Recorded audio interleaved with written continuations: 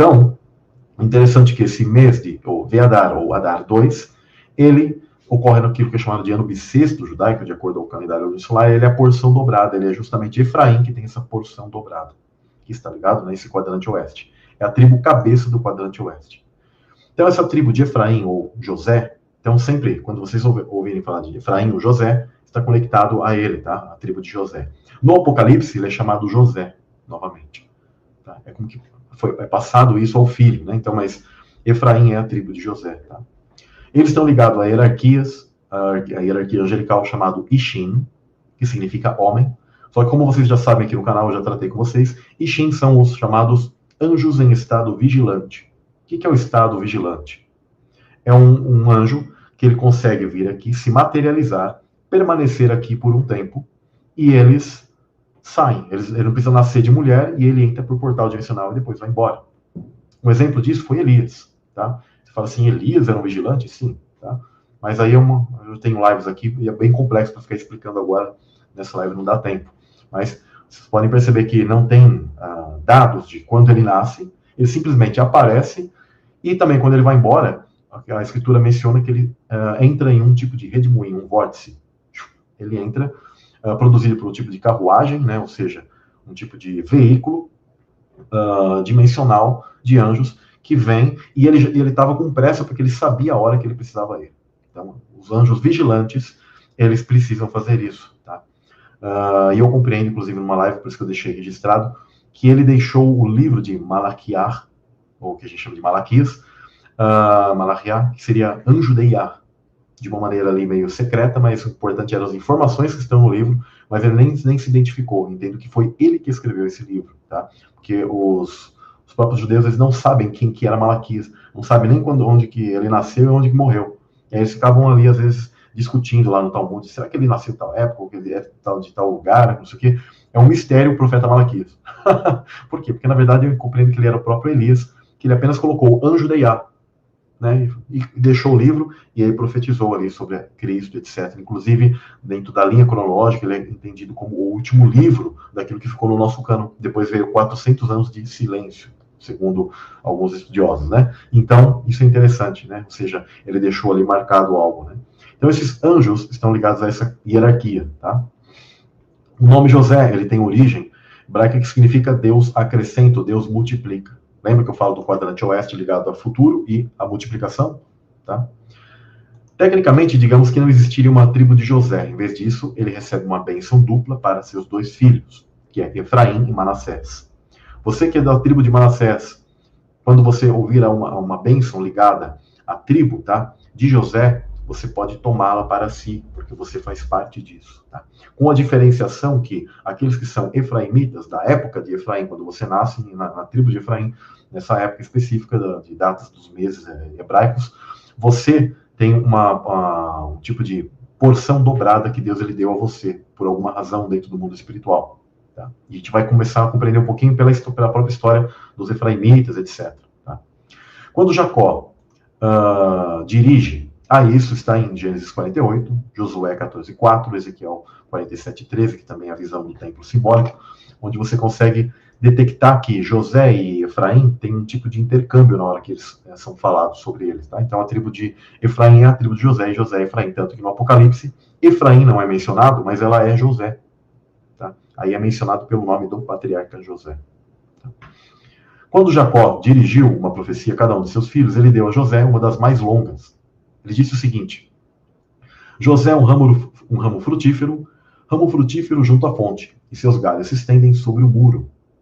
Os flecheiros lhe dão amargura, atiram contra ele, o aborrecem. O seu arco, porém, permanece firme, e os seus braços são feitos ativos pelas mãos do poderoso de Jacó. Sim, pelo pastor e pela pedra de Israel, pelo Deus de teu pai, o qual te ajudará, e pelo Todo-Poderoso, o qual te abençoará com bênçãos dos altos céus, com bênçãos das profundezas, com bênçãos dos seios e da madre. As bênçãos de teu pai excederão as bênçãos de meus pais, até o cimo dos montes eternos. Estejam elas sobre a cabeça de José, e sobre o alto da cabeça do que foi distinguido entre seus irmãos. Isso aqui está em Gênesis 49, 22-26. Assim como todas as profecias de Jacó para seus filhos, aquela para a tribo de José, contém lições para todos nós, tá?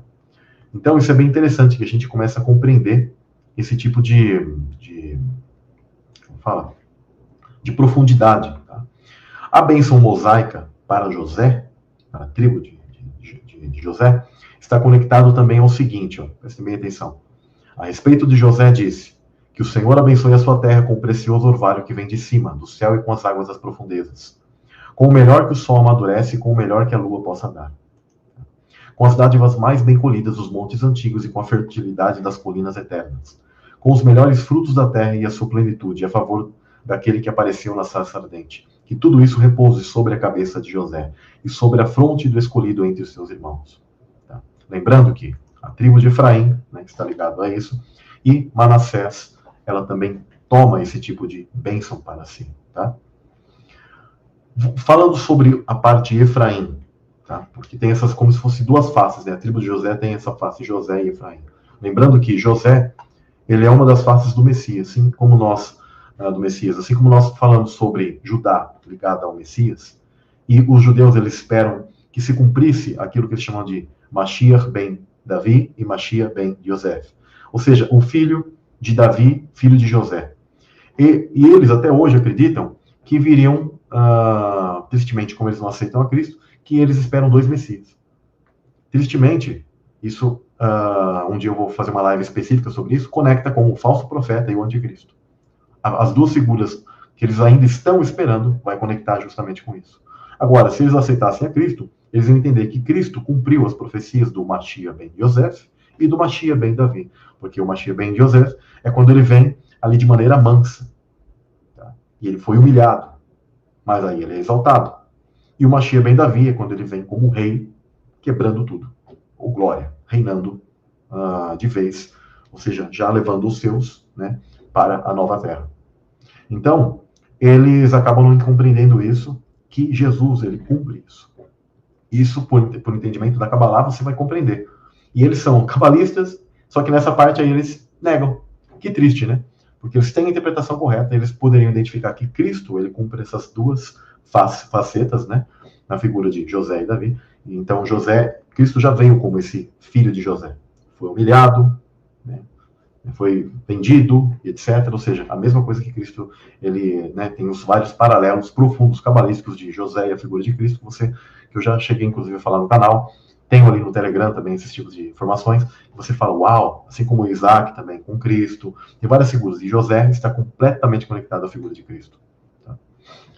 Agora, com a face efraimita, né, você que é, então, da tribo de José, um efraimita também, né? O nome Efraim tem origem hebraica que significa frutífero, multiplicação e dupla fertilidade. Olha que interessante. Assim como nascem ali, né, mês de Adar, ou seja, em determinados ciclos de anos, duas vezes efraimitas, né, no mês de Adar. Isso você só vai identificar com o calendário lunisolar. Isso é irrefutável, e é só com o calendário lunisolar. Com o gregoriano, você não vai entender nada.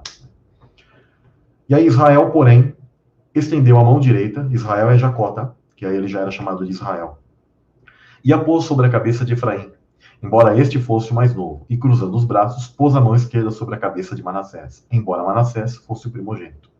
Então abençoou José, dizendo, que o Deus em cuja presença andaram os meus pais, Abraão e Isaque, o Deus que tem sido meu pastor em toda a minha vida até o dia de hoje, o anjo que me redimiu de todo o mal, abençoe estes meninos, que por meio deles sejam lembrados o meu nome e o nome dos meus pais. Então aqui, bênçãos para ambos, tá, pessoal? Para tanto Efraim como Manassés, eles estão completamente ligados, por isso que fazem parte do mesmo quadrante, tá? Que é Efraim e Manassés. E depois tem Benjamim, a gente vai tratar depois da tribo de Benjamim. E aí diz o seguinte, Abraão e Isaque, que eles cresçam como uma multidão na terra. Quando José viu seu pai colocar a mão direita sobre a cabeça de Efraim, não gostou. Por isso pegou a mão do pai, e a fim de mudá-la da cabeça de Efraim para Manassés, ele disse, não, meu pai, este aqui é o primogênito. Põe a mão direita sobre a cabeça dele. Olha como essa questão de direita e esquerda é muito importante para o mundo hebraico, né? Eu ainda vou fazer uma live só sobre direita e esquerda novamente, para finalizar esse tipo de assunto. Não vai ser hoje, porque senão vai ficar muito comprido, tá? Mas isso aqui tem algo a ver com a questão de Kabbalah, pura e irrefutável. Lembra que a Kabbalah ela tem todo o diagrama e a questão de direita e esquerda, caminho da direita, caminho da esquerda e centro, né? Que isso está ligado à direita, esquerda e centro.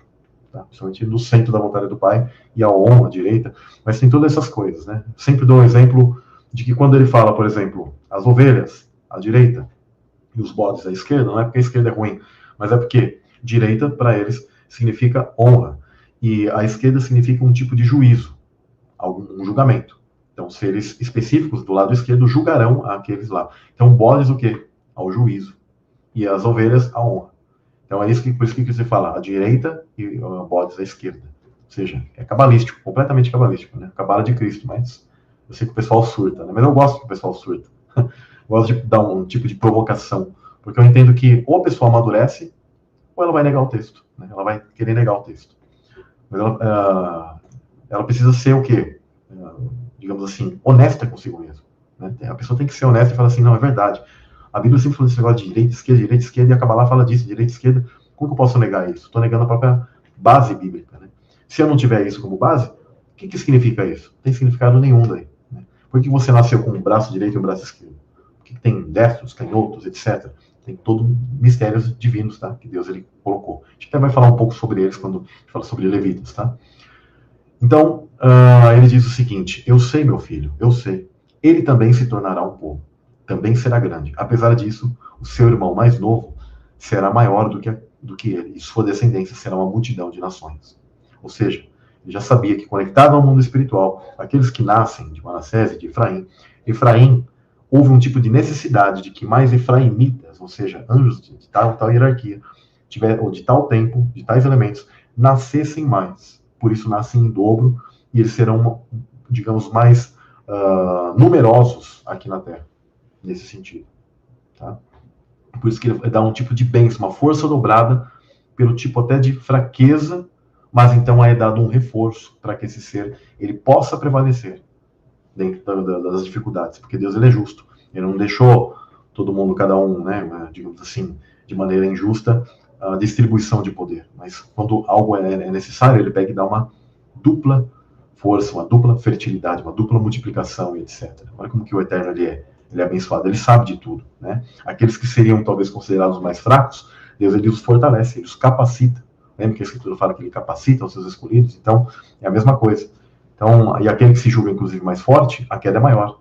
Então, nunca se preocupem com essas questões de hierarquia, porque eu vejo que as pessoas falam, mas eu queria talvez ser de tal tribo, eu queria ter tal hierarquia, eu queria não sei o quê. Cara, fique sossegado, fique tranquilo, porque nós seremos levantados, porque essas são como patentes, e cada um será levantado, e como eu expliquei para vocês, você será chamado um dia ao meio, desde que você faça por valer isso, a não ser que você fique ali estagnado nisso. E o reino celestial ele não é de estagnação, ele é de movimento, ele é de crescimento, ele é de distribuição, de Shabat em Shabat, de distribuição. Tá? E aí Jacó os abençoou naquele dia, dizendo, por meio de você, Israel pronunciará esta bênção. Que Deus faça a você como fez a Efraim e a Manassés. Assim colocou Efraim à frente de Manassés. Tá?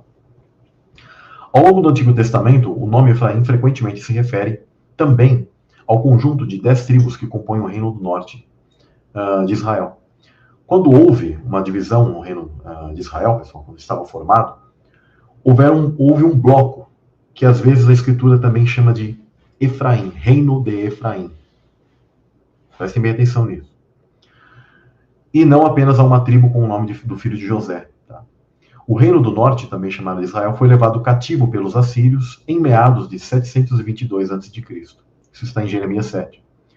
O chamado Reino do Sul, também conhecido como Judá, ou Reino de Judá, foi conquistado pelos babilônios quase 140 anos depois, aos meados de 586 a.C. Pessoal, isso significa que na queda dos anjos, quando houve a divisão ali, os anjos começaram a ter uma guerra. Preste bem atenção nisso. Houve um tipo de divisão desse bloco de 10 tribos que ficaram para um lado e caíram antes que as tribos de Judá e Manassés, que formavam o que a gente chama de Reino do Sul. Por isso que no mundo terra, na história dos filhos de Israel, isso acaba ocorrendo novamente, como uma espécie de espelho celestial de lá. Então a gente consegue entender que esses tipos de hierarquias, de certos tipos de tribos, acabaram sucumbindo antes, quando é arrastado pela cauda do dragão, né, que está ligado a nós, inclusive, a muitos de nós que estamos aqui neste mundo, né, a todos nós, e o que permaneceu um pouquinho mais forte ali foi Judá e Manassés. Só que também sucumbiram. Não deu, acabou. Então, a mesma coisa. Da mesma maneira que isso ocorreu na história de Israel, ela sempre será um espelho das coisas celestiais. Tá? Existem vários eventos específicos sobre a tribo de Efraim, dos quais podemos aprender. Embora Deus tenha dado a essa tribo habilidades de serem guerreiros, poderosos e valentes lutadores, como em 1 Crônicas 12:30, Efraim, prestem bem atenção, você que é efraimita, para você compreender um pouco disso no mundo espiritual, não obedeceu à ordem de Deus de expulsar os cananeus, semente da serpente, lembra? Isso aqui é irrefutável, né? Ou Deus era um Deus racista e falou assim, quero que vocês massacrem os povos, porque eu sou um racista, né? Não. A Bíblia, ela é irrefutável, ela é harmonia, né? Não é como aquele pessoal idiota que eu tenho, olha, porque, graças a Deus ele sabe que ele não dá poder pra gente, que provavelmente eu devo ter feito alguma coisa também, muito violenta lá no céu, porque eu abomino isso, só que a gente precisa ter o equilíbrio, né? Esse pessoal que fala que Deus, do Velho Testamento, é o dragão, é o diabo, é o capeta e coisa do tipo. Meu pai. Mas se eu tiver a chance, me dá uma espada para dar na cabeça desses. Porque como me dá raiva pessoas que não têm um amadurecimento ou a capacidade de olhar os textos e ver que isso aí não tem nada a ver, isso é uma loucura, né? Mas tudo bem. Como eles não têm as chaves bíblicas, cada um ao seu tempo, e eu entendo que talvez Deus ele vai tratar com cada um desses por aquilo que eles estão falando, de uma maneira específica. Então, por isso que eles estão se equivocando e errando em algo do tipo, né? Falando desse tipo de asneira. Então, cada um se dê conta de si mesmo, graças a Deus. Ainda bem que a gente não dá conta desses que estão falando isso. Mas, aquilo que eles estão fazendo de descrédito para a Escritura ou algo do tipo, eles vão dar conta com Deus, né? Com o Eterno. E aí, é interessante que eles não expulsaram os cananeus da terra prometida, isso está em Êxodo 23, do 23 ao 25, e Juízes 1 ao 29, no capítulo 1, versículo 29, e Josué 16, 10. Tá? Mas se vocês quiserem depois observar essas passagens, não vou fazer a leitura aqui, porque senão fica muito longa. Né? Durante o tempo dos juízes, os efraimitas também ficaram zangados com Gideão. Olha só, nessa época eles não fizeram isso, tá? Eles não combateram os povos da serpente, da semente da serpente. Não os expulsaram da terra prometida. Isso tem um significado que no mundo espiritual falharam, ou seja, foram o quê? Estagnados ali, omissos em relação à batalha, a uma ordem de Deus. Isso está ligado ao mundo espiritual. Aí, no tempo dos juízes, os efraimitas ficaram zangados com Gideão, porque ele inicialmente não havia pedido sua ajuda para lutar contra os midianitas. Isso está em Juízes 8:1, tá? Um tipo de guerra civil interior que houve ali no reino de Israel. Tá? Gideão sabiamente mostrou sua gentileza e exaltou o compromisso e a disposição da tribo em servir ao Senhor, acalmando, assim, o que poderia ter se tornado um problema desagradável. Isso está em Juízes 8, do verso 2 ao 3. Ou seja, eles queriam batalhar. Olha só, quando Deus convoca, né, eles não batalharam.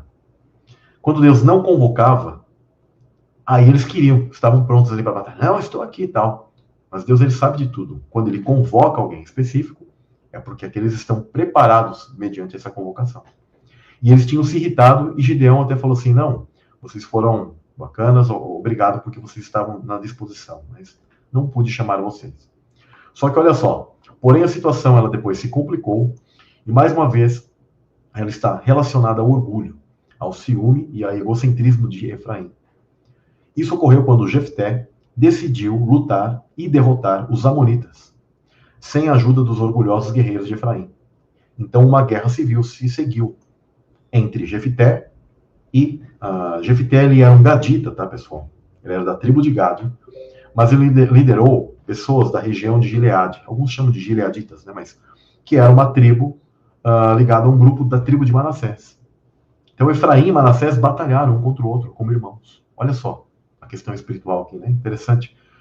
Então Jefté, um gadita, ele liderou o grupo de Manassés numa guerra interior ali. Então a gente vê que então, olha só, houve algum tipo de problema entre Manassés e Efraim. Né?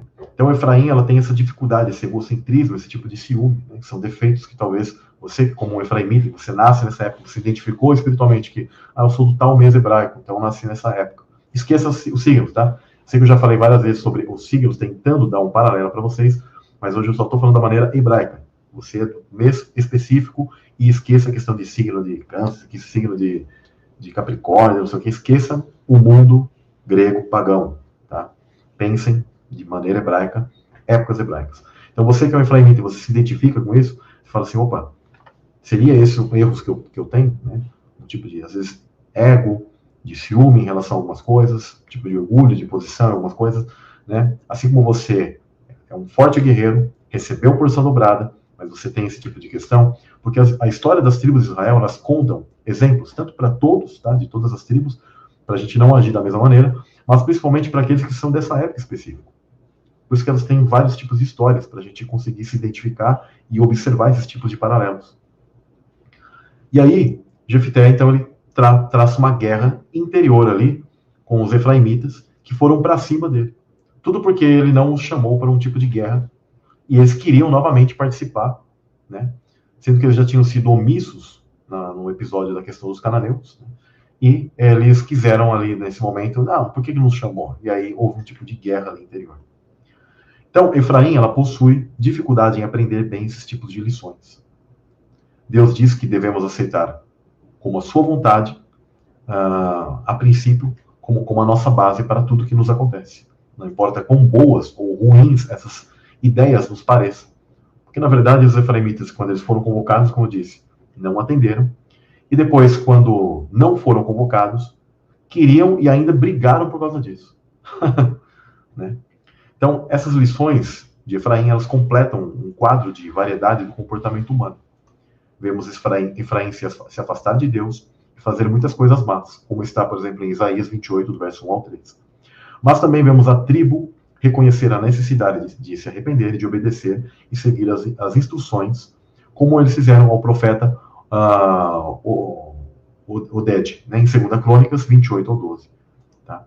Então, você que tem essa porção dobrada, tem esse tipo de vantagem que o Eterno te deu, né? Faça valer isso, você que é um efraimita, ou ligado, né, a essa tribo de José, né? Você pode se chamar de tribo de José ou efraimita, mas principalmente Efraim, porque é a maneira que ela foi mais chamada ao longo da história da Bíblia, tá? Apesar do Apocalipse dela voltar a ter o nome do patriarca José, né?